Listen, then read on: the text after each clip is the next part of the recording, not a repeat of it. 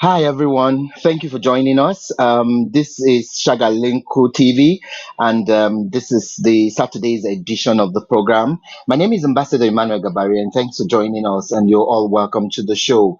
Okay, today we'll be talking about businesses. We'll be talking about how we can stay afloat in business, especially for entrepreneurs who we believe that the COVID pandemic affected all spheres of life, but then, yeah, the entrepreneurs suffered it most and all that. Okay, so how do we stay afloat in business during this new norm? That's the question we're asking today, and we will also be hearing your response as we ask that you drop your comments, your questions on the comment section of this program right now. We're streaming in three destinations: on Shagalinko TV YouTube page, on Shagalinko TV Facebook page, and also on my personal handle, Ambassador Emmanuel Gabari. That's the third page we're streaming on. You could drop your comments, like I said, on the comment section, and then you can also drop it via the text message. It is the line +2348054383460, and then you could get to ask my guests your questions. Well, my guest for today is Fatou Juka Darboe, and she's in the Gambia. She's also the director of Make 3D Company Limited in the Gambia. And we'll be asking her a few questions here and there, how she's staying afloat in the business she runs with her husband, and so many other things she's juggling at the same time. We're still celebrating the International Women's Month. Yeah, the day has passed on the 8th of March, but then the whole of March is the International Women's Month. And like I told you when we started the month, that we'll be bringing in women, on each episode to talk about the International Women's Day and do celebrations and talk about women empowerment. And that's why our guest Fako Juka Dabwa is also here to talk about all that. We'll do a whole lot as we go on. But let me welcome my guest and then have her talk to us. If there's anything I forgot to mention in the introductions. Hi, Juka. It's good to see you. Hello, Ambassador. It's so good to see you. Thank you so much for having me. I am so glad to join you today. I know it has been long coming, but finally we are here and it's Women's Month, and I am honored to be on your show. Thank you so much, Juka. Welcome once again. Let me start by you have an engineering background, and it's applaudable, okay? Because a lot of times when we talk about women education, when we talk about the girl child education, women empowerment, people celebrate the likes of the Vice President of the United States of America. Just recently, Ngozi Okonjo-Iweala just also got being the Director General of the World Trade Organization, and women celebrate, and people celebrate women, and we tell them these achievements won't be replicated if we don't have more young girls go to school, study what they want to, and all that. And that was why we were happy to also know that you had an engineering background. Take us through your school time. How strange was it for you? Because a lot of times we find people who do science subjects, girls who do technical subjects. They might just be one in a million in a class, and it looks odd. And sometimes when we talk with them, they tell us that it's strange because they get bullied at times, and all that. So take us through your journey in the engineering world. Thank you, Ambassador. As you rightly said, I have a technician's training in mechanical engineering and a minor in electrical engineering, which I did at the Gambia Technical Training Institute here in the Gambia. And yes, it is quite becoming a norm that whenever you go to engineering courses, most times the women, there are not a lot of women. In my case, I was the only woman in my course throughout the time I did my training and the studies at GTTI. And then talking about bullies and the encouragement and or the lack of encouragement, I personally never went through all of that because I went to school with very supportive young men and very supportive family members and very supportive friends. So for them, it was not a matter of this is what you can do or this is not what you can do. It was a matter of following your dreams. It was a matter of getting good grades and just being able to pull through. So I guess if all women get the encouragement I did or the support I did from family, then it will get to a point where we no longer have to have these issues of, oh, this is a woman's job or this is a man's job.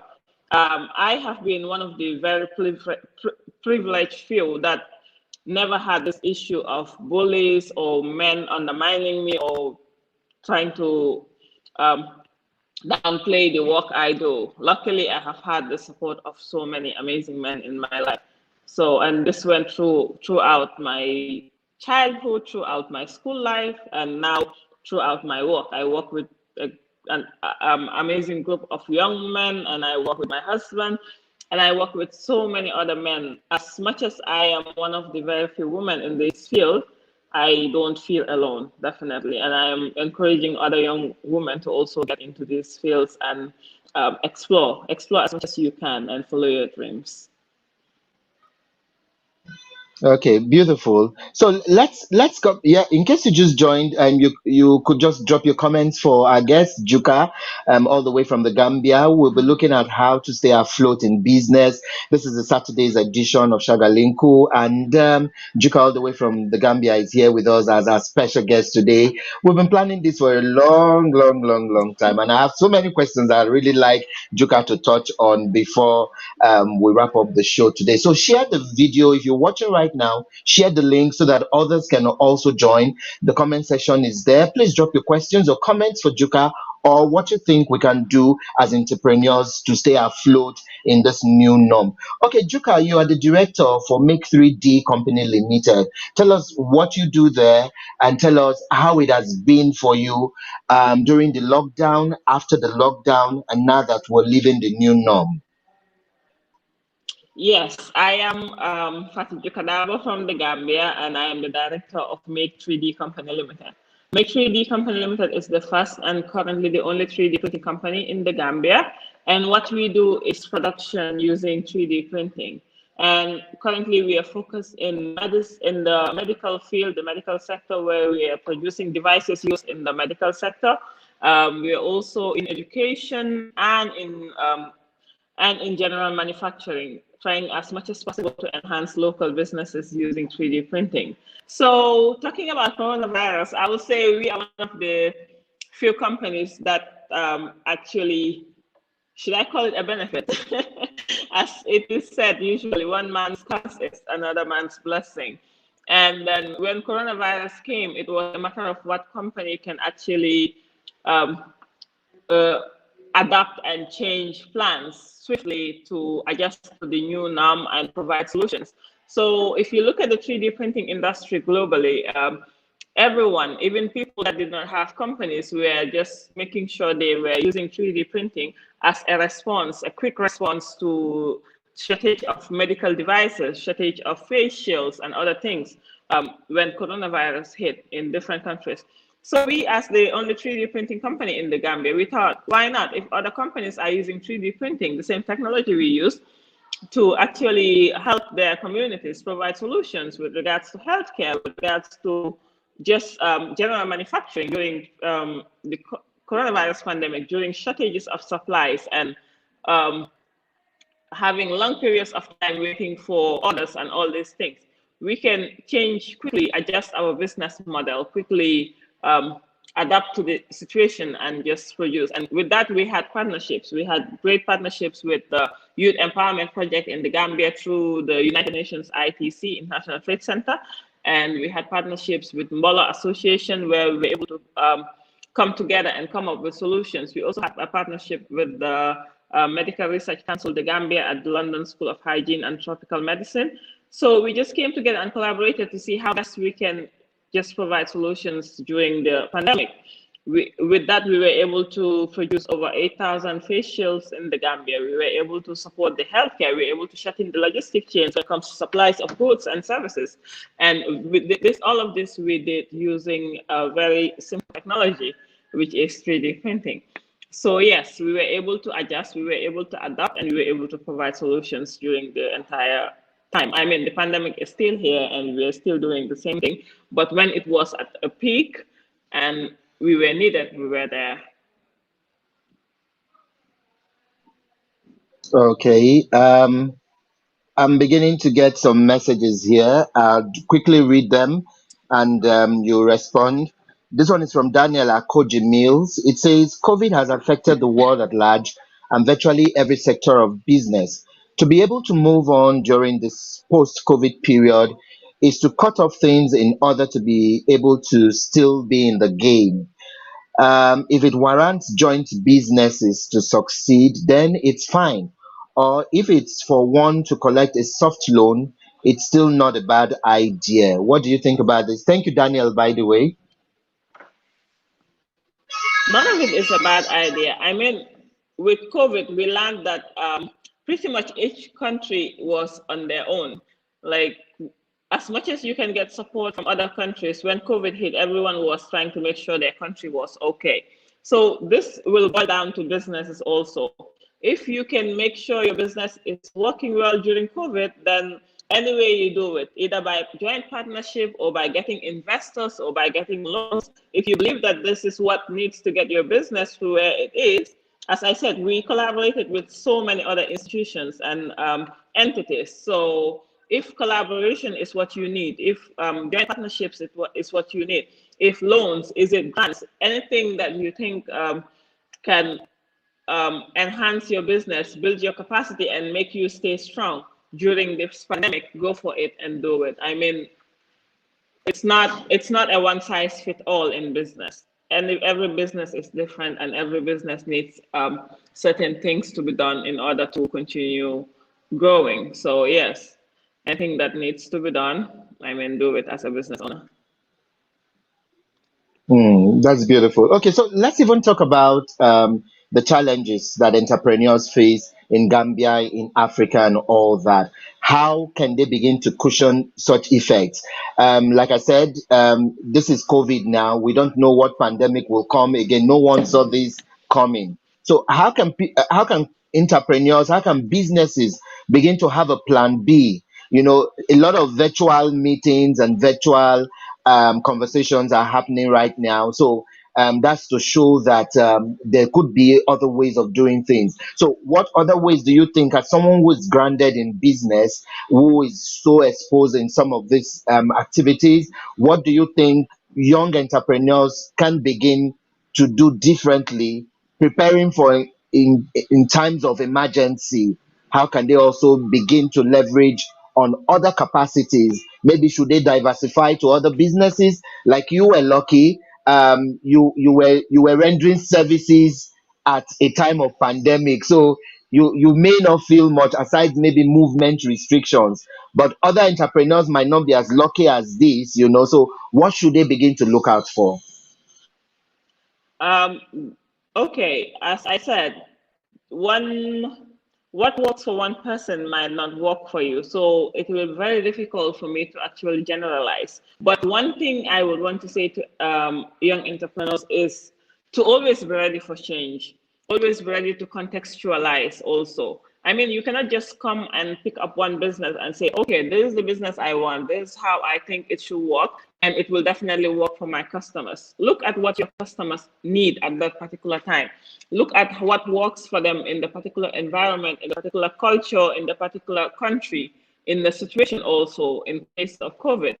Try as much as possible to always be ready to adjust and adapt and what is it called?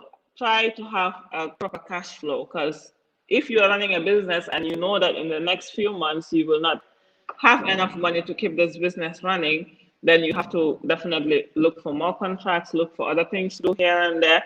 Just make sure what service you are providing is not getting dormant during a pandemic. As you said, a lot of people could not go to their offices. What are you doing to make sure that you can reach out to your people? Build your social media presence, build your network online, because see, we are doing this interview now. We're not doing it in person. We are doing it online. We are on a call. We are actually recording this. How best can you reach out to your people using technology? Because there's so much growth in technology right now, and young people should take advantage of it. See it as something that you can use. See it as things that you can always use to your advantage and make best use of the technologies you have available. Use local resources you have available. And then when we talk about businesses, when we talk about using local resources and we talk about business, I also want to talk about the government and the community and large. When you have opportunities, give them to young people. Again, I keep saying this. COVID taught us a lot. It taught us that we had to depend on ourselves as countries, as communities, as families. Because at some point, no one could go anywhere and no one could work from their office, no one could travel, no one could do anything. So if people did not come together and work as family, as groups, as countries, as institutions, then everything fails. So basically, just coming together and government and institutions, individuals in general, giving young people the opportunity. Young people proved so much during COVID by doing production, by coming up with business ideas that were related to COVID. But in the Gambia, there was a huge demand in the supply of face masks, and there were no face masks. Young people were actually working hard to produce locally made face masks. To young designers left their business to actually venture into the business of production of face masks and so many other things. So if people, especially young people, could do this during a pandemic, I see no reason why they should not be given the opportunity to do it outside of a pandemic. So I would just say continue giving young people the opportunities, and young people should not be afraid to change things when change is needed. Okay, I'll come back and ask you a very quick question about how it is like working together with your husband in the same place, because a lot of times we get viewers who send us messages and say, when will you do a topic about joint account, joint businesses, joint that and that? That sometimes there could be advantages and disadvantages, but then I know we'll bring you some other time to talk about that elaborately, but I'll still ask you that how has the journey been, working in the same space with your husband, and how does it also help the business? But let me quickly take this message from South Africa. Jude here says, "Good afternoon. I'm watching you live from South Africa. One of the things I'd like young entrepreneurs to do to stay afloat is to also synergize with other young entrepreneurs. Sometimes young people just feel they know it all and then miss the opportunity of learning from others." Thank you to Juka, and my regards to everyone watching the show. Jude in Johannesburg, South Africa. Would you like to quickly respond to this, Juka? Thank you, Julia. I guess this is what the point I was making in the beginning: collaboration, and partnerships. You can never do it alone. You can never do anything on your own. So as much as you want to do things, you have the solutions. You will always need young people. You will always need other people. Like even if you have a small needle and you need to sew something, you cannot do it with just a needle. You need to get thread from somewhere and use it to do the work. So collaboration comes in all forms, in all aspects. So collaborate as much as you can. Young people are doing so well on this continent. I believe once we come together and join hands, we can do wonders, definitely. So I agree with her a lot. Okay. So, how has it been like working with your husband as partner in progress at work? Yes, actually, you just mentioned something about joint accounts, and I was thinking if he was on this interview, he will jump to say, "Oh, we only have two accounts in the Gambia. One is in Juka's name, and one is in both of our names. I don't have anything." This is what he keeps telling people. This is what he keeps telling people.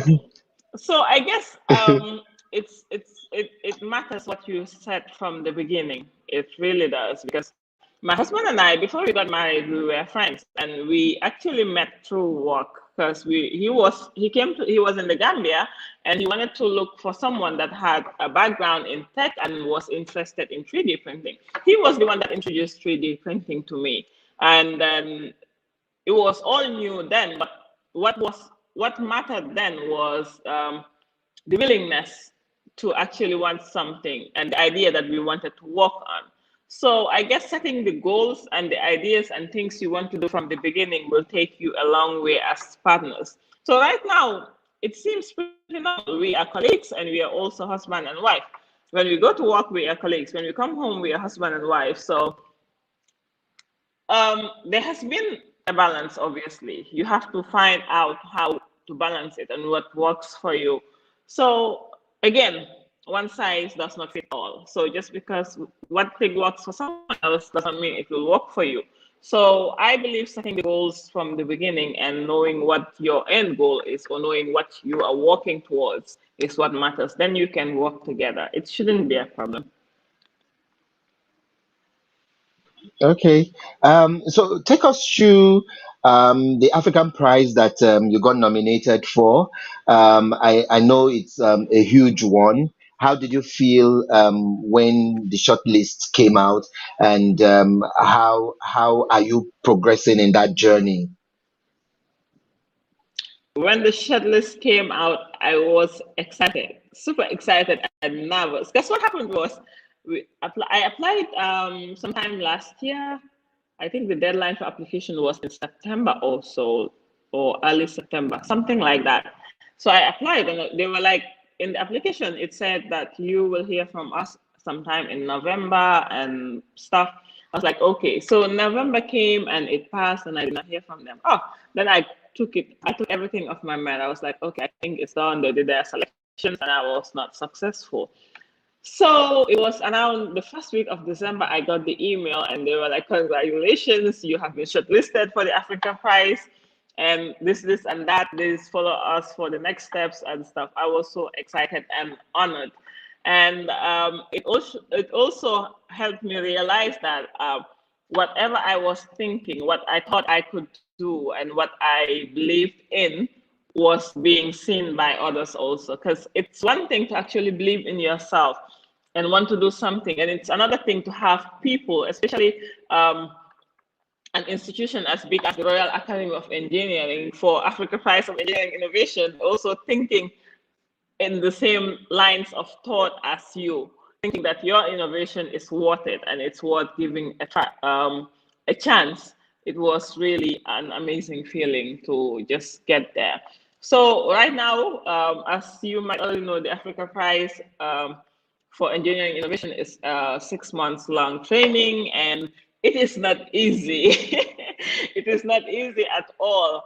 And we are going through very intensive business training, mentorship programs, leadership trainings, and just general business, investor readiness, and all of these things. So for me, as someone that is transitioning from being just a tech person and activist and making sure things are done to being a businesswoman and getting into the world of business, it's helping me a lot. It's making me realize a whole lot of things that I should have done. It is help. It is. I can call it. It's build. I can call it building. It is helping me build my business and my career in business from the beginning, like from scratch. So it's a lot of growth I am going through this past few months, and I'm looking forward to the next few couple of months. Hmm. Okay, I got this message here from Linda, all the way from Ireland. It says, I'm watching you here all the way from Ireland. I'd like your guest to tell us more about her engineering world. I know you talked about that when you started the show, but what would be her advice to girls who are science inclined, but sometimes they just get sidelined because they feel a woman shouldn't do all that? What I will say to the girls, my advice to the girls is to just follow their dreams. Don't let anyone tell you what you can do. Being in the science field, being in engineering, being in any other sector, it has nothing to do with your gender. It has nothing to do with how you look or how you are structured. All that has to be done is the work, and all that you need is your brain, your willingness to do the work, and your ability to do the work. So don't let anyone stop you. Don't let anyone tell you what you are capable of. You should know what your capabilities are. Even if they try to sideline you, push for it. It might be difficult, and I can always say it is easier said than done. Not everyone has the power to actually push and fight for things they want, but try as much as possible to not let anything or anyone undermine your work or tell you what you are capable of. Once you put your heart out there and follow your dreams, there's nothing stopping you, and there's nothing that you cannot do. True. Before I go on to ask you what you think about the International Women's Month now. I know every 8th of March is International Women's Day. Before I go on to ask you what you think about women empowerment and all that, would you also like to take us through your journey in the COVID-19 fight? Because you were always there, you were sensitizing people, you were vocal about it, you were talking about it, you were even um, giving suggestions and ways that government and people could take care of themselves and not fall sick, how people could even social distance, how people could. You were always on the social media talking about all the issues and all that. So, how was it like for you? Take us through the journey and how did it go for you? It went well, and then I ended up getting COVID myself. With my husband, we all got infected with COVID. But yeah, it went well because in Gambia, maybe I was the one you were seeing because we are Facebook friends and we have history from 2016 and we have been in contact. But I can tell you there were so many young people that were doing as me. The likes of Lala Toure, the likes of Molakambi and others, they were there. They were making sure everyone. So it was a matter of taking up responsibility. Because you see, when COVID, as I said, it has no respect for anyone. It's not the president, it's not the laborer, it's no one. COVID has respect for absolutely no one, and it does not care who gets it. So it was a matter of taking responsibility and talking to your people. Sometimes people will want to do things, but because they don't see Juka or Elala or someone doing it, or they don't hear from you talking, they will think, okay, when COVID started, everyone thought it was a scam. They're like, oh, it's just something from China. Excuse me, it's just something from China, or it's a disease by white people. And a lot of people were in this belief until it started hitting them. I have lost family members to COVID. I have seen friends that have lost family members, close family to COVID. So it would have been very unfair for me to just sit at home and not speak up when it comes to COVID, when it comes to staying safe, when it comes to keeping our elderly safe. I am a person that was partly brought up by my grandmother. Even though she is late, I always thought, what if she was here? If my grandmother was here, would I want her to be infected with COVID? And would I want to lose elderly people in my family, like my granduncles, my grandaunts, and all other people? Would I want to lose them to COVID just because I am not staying at home, or just because some of my friends are not staying at home and following the guidelines? No, this is not something I want. So it was very personal, and I thought I needed to take responsibility and speak to my people. So for me, it was all about taking up responsibility and speaking. And I mean, it was tiring. The experience was very tiring, but someone had to do it. So yes, we did it, and hopefully the fight, I mean, now we're in the second wave and people are a bit relaxed, but we went a long way. Hmm. Okay, that's interesting. In case you just joined, I must say you've missed quite a lot. We are from Niger to the Gambia, just scaling through Africa and sourcing and talking about issues affecting entrepreneurs, talking about issues concerning preparing and staying afloat in business. And I have with me my special guest today, for Fatou Juka Darboe, all the way from the Gambia. She's the director of Make 3D Company Limited from the Gambia as well. And here we are talking about so many issues. With Juka, you can't And just talk guess about what just I one have? issue. Yeah, Guess what I have in my go fridge on. that I am about to eat for lunch today? And what's that? Amala. Egusi and soup. So I Wow. am all the way in Nigeria today. I remember the debate of jollof rice, who is I better mean, off, when we were in Ghana, we don't want to start and that you told now. us that the Gambia has the best jollof. We do. We have the best jollof. You told us in Ghana that that wolof. we we do. It could be political, I mean, it Juka. belongs to us. It belongs to us. It belongs to us. So we don't want to start that debate now. We don't talk when people start talking about jollof rice because we know, Mm, when you are the winner, there is no need to debate. We will leave the debate to Nigerians and Ghanaians. We know what we know.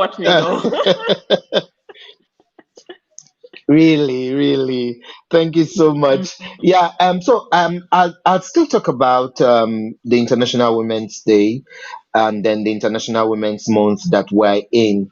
Um, are you worried as an African woman when you see a lot of young girls who should be in school, they get married off to older men and all that? A lot of parents still see their female children as a trade by barter thing, as a source of settling debts. So you find homes where parents owe some money for lands or some money for debts, and then they exchange their daughters for it. You find homes where if they ask the family to bring one child to go to school, they probably will drop their female children and ask the male child to go to school. What are your worries for African child, particularly the girl child, and what can we begin to do differently as we celebrate the International Women's Month yearly? They come up with teams and all that, but what can we do beyond just having a match date for celebrating women and all that? How can we begin to build the capacity of young girls so they grow up having a strong mind of their own, knowing that they can achieve whatever they want to achieve? Like you said, when you were addressing the issue of young girls having to go to school and do sciences or any course, how do we begin to build the minds of young African girls? Emmanuel, it is very heartbreaking whenever I hear that people are still refusing to send their girl children to school. I have a great grand uncle that actually says the only reason people wanted sons in the earlier years was because of farming, because people were farming for a living then, and they just wanted to have boy children so they could help them in the farm. So they did not even need them. All they wanted was people that can assist them, stronger people, obviously. And as you know, most women are built not very strong, not very physically strong, I mean, but when it comes to the brain, we are mostly equal in up there. So it's very heartbreaking to see that the people are still not willing to send their girl children to school. Because what this does is it continues the cycle of poverty among women. It continues the lack of education among women. It continues the lack of empowerment amongst women.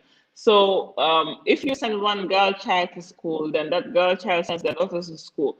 What it does is it will empower them to be self-sufficient. It will empower them to be independent. Because once you send them to school, you are telling them that they can they can do things, and they can sustain themselves. So I see it as not I see it as trying to control what women can do and what they can achieve in life. Because if you're not letting them get education, you're also telling them if you're not educated, you will not get a good job, you will not get the economical independence you deserve, you will not get the respect you deserve in society. Because we all know how it goes in Africa. Like if you don't have a good job, you don't have good money, or you don't have a good education, no one really cares about you. So I guess the best thing we can do for young girls is to educate them.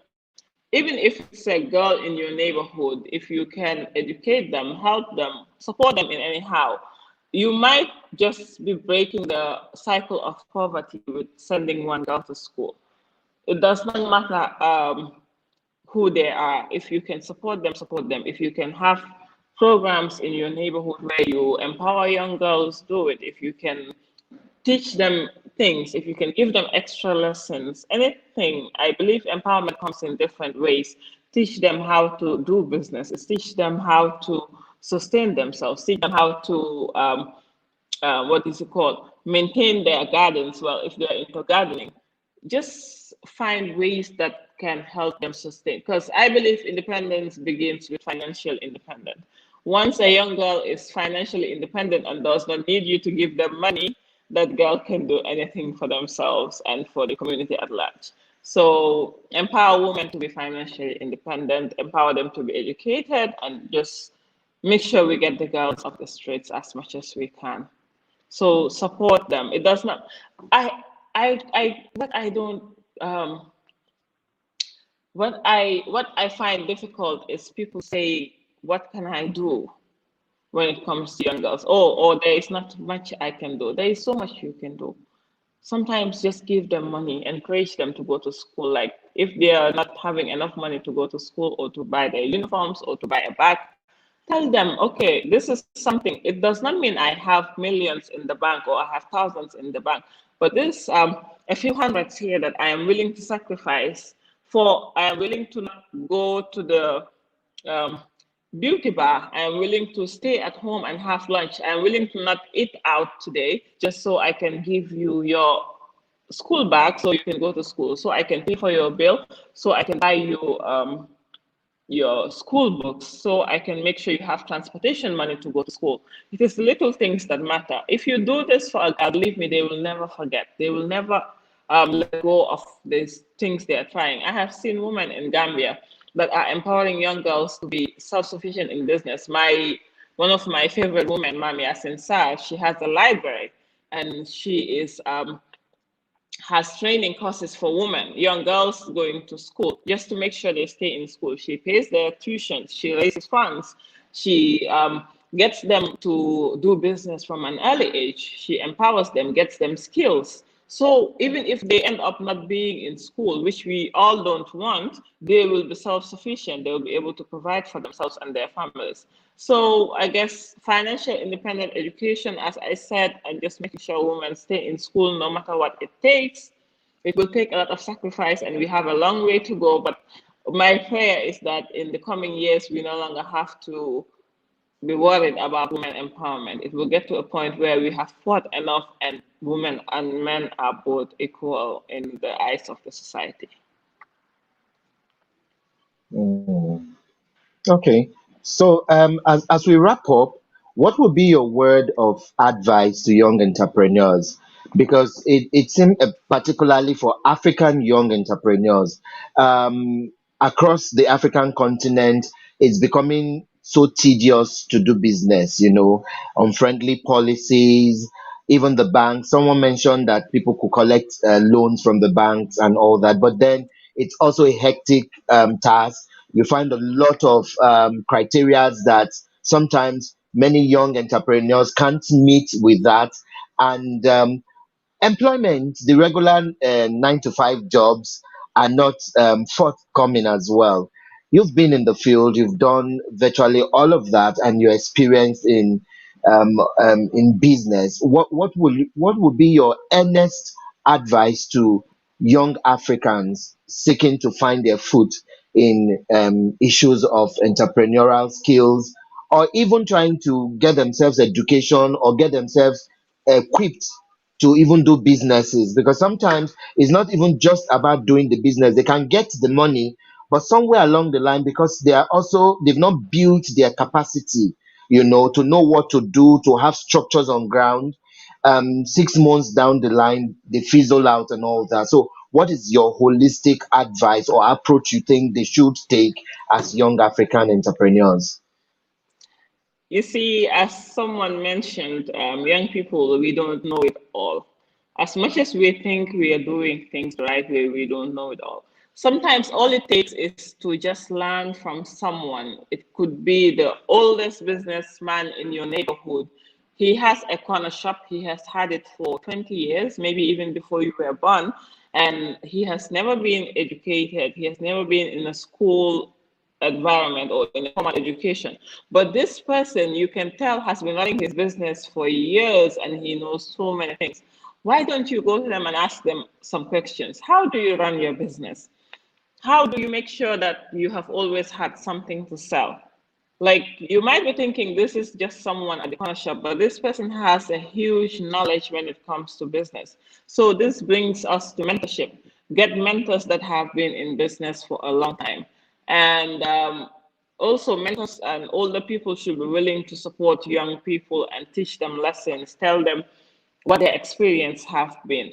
Share your experience as much as possible, the good, the not so good, the terrible, and just experiences you don't want repeated. Share them if you're free to. Like, it will help a lot when it comes to young people building their businesses. So young people should be ready to learn. They should be ready to adjust. As I said, they should be not be afraid of change. And they should make sure they know they are not rich just because they're in business. This is one of the most important things I say to people in business. Just because you're in business, just because you have turnovers in millions, does not mean you have those millions in your bank account. So get ready to sacrifice so many sleepless nights, get ready to learn so many new things and unlearn things as well. Because you might be living for so long and you think, oh, I have learned this 10 years ago and it has been working. Sometimes it is working. Sometimes you have to let go of this thought that you have learned 10 years ago and adapt to a new thing. Don't be afraid for change. It all goes down to not being afraid for change. It also goes back to being ready to collaborate with other young people. And government should also give opportunities to young people. Government institutions, I said this before, give opportunities to young people. There is so much young people can do with just support. Make things easy, make policies easier. You cannot ask someone for 10 years work experience just when they just come out of university or when they just start a business. You cannot ask them for guarantees they don't have. You can, if they had that much money or that much what is it called, assets, they will not come to you asking for loans. They will go and use those things to make sure they get the money. So make things easy for people. Make sure you provide access to loans, access to facilities that young people can use to develop themselves. Also, research, research, research. So you have internet, you have data, so many things you can find on the internet. Learn as much as you can. Even if you're going to spend 30 minutes a day just learning something new, do it. You cannot be spending all your time on Facebook and not trying to learn anything new at least in a day. So yes, there are so many factors, there are so many things involved. But yeah, one step at a time, we will get there. Wow.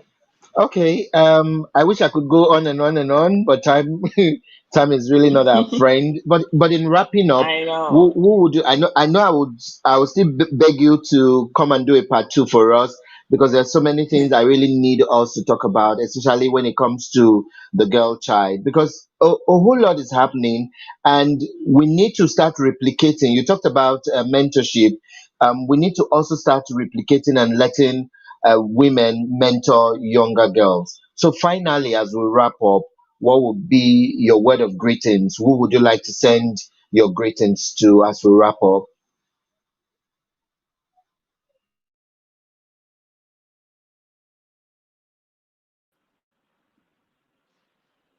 It's like my village people have joined the chat.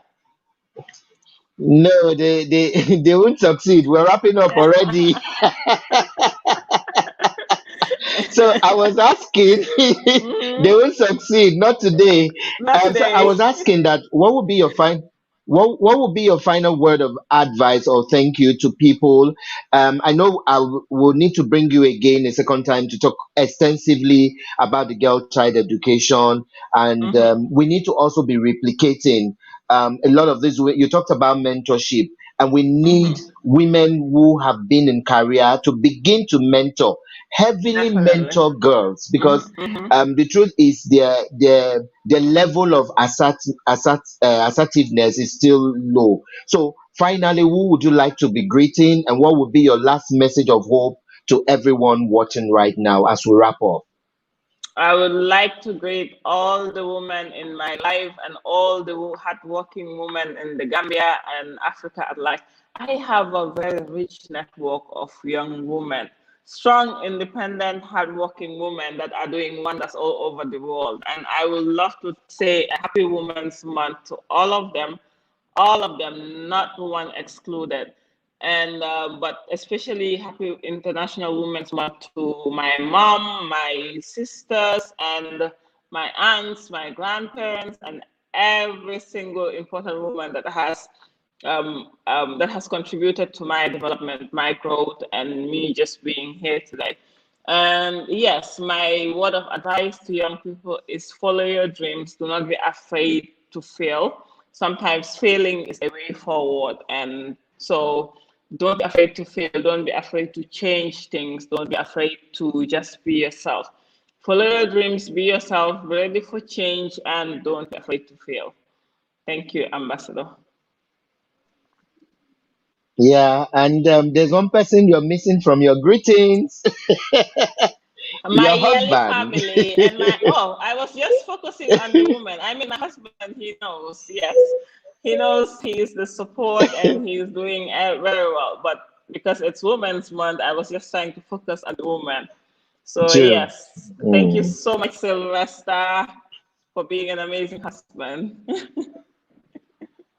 Okay, Juka, thank you so much for being there for us. Any 30 seconds last word you'd like to say before we wrap up the show? What do I say, Ambassador? Young people, innovate or die. Like we said in yearly 60, in 2016, it's been a while, and keep your network. Your network is your network, definitely. Here we are today after how many years of meeting? We have never seen each other after that, but we have kept in touch and we have kept our network.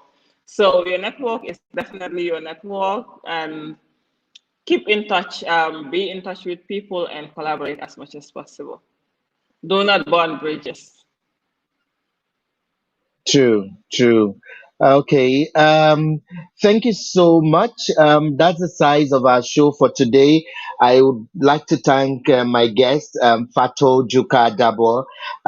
She's the director of Make 3D Company Limited in the Gambia, and we talked about a whole lot. In case you missed it, the video will be here for you all to watch. Just share the video. It's on YouTube and it's also on Facebook. And this one is from Pascal at Chunine, all the way from Lagos, Nigeria. And it says, amazing presentation. Thank you so much, Mr. Pascal, for joining us here on the show today. And thanks to everyone who joined us, everyone who sent in messages. We truly, truly appreciate. On Tuesday, we'll be here to talk on another topic. Do join us and remember to like our pages across the social media. It is at Shagalenko TV. My name is Ambassador Emmanuel Gabari, and thank you all for finding time to join us here and have a beautiful, beautiful Saturday. And remember to touch a life, remember to stay safe. And thanks once again to my guests all the way from the Gambia, Fatou Juka Darboe. And thanks to everyone who joined once again, which sincerely, sincerely appreciate. Let's do it again on Tuesday, God willing, for a Tuesday's edition of the show. For now, enjoy yourselves and have a beautiful Saturday. Bye bye.